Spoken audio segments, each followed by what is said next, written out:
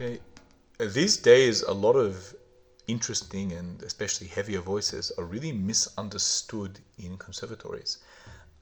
So what often happens is these fuller voices are forced to sing in a way that's excessively light, particularly here in Germany. This is very much a German thing, also in other countries, but very much here.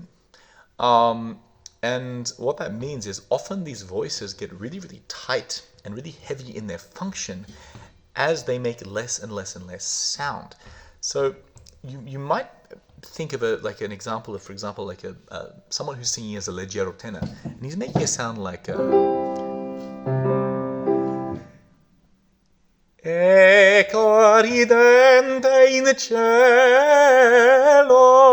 spunta la bella aurora.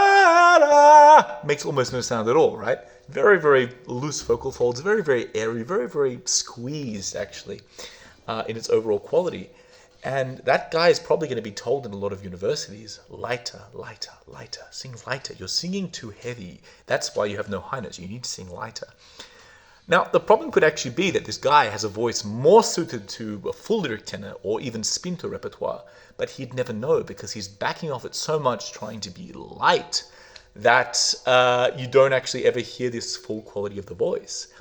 I think it's a really big problem because a lot of people assume, especially people who should know better like professors, that the smaller and lighter in quality the sound is, the healthier it is. It's not really true though, because you can make a lot of sound in a very healthy way if you understand how to leverage the acoustics of the vocal tract and how that closed chords and compressed breath is a much more healthy way of singing than abundant airflow with open chords and a high larynx. So our poor tenor singing Rossini, who may be more appropriate for Rodolfo or something, who knows,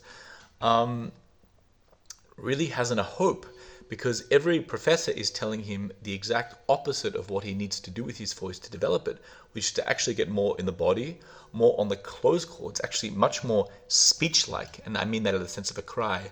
Ecco ridente in cielo. So you could sing, Ecco ridente in cielo. Straight away, he'd find he'd more easily get a stable larynx, closed chords, and the sound's going to resonate in a darker, different way.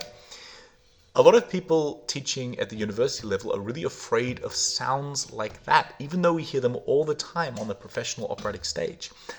It's really weird to me because we want acoustically efficient singing. We want warm, big, enveloping singing. That's a good thing, right?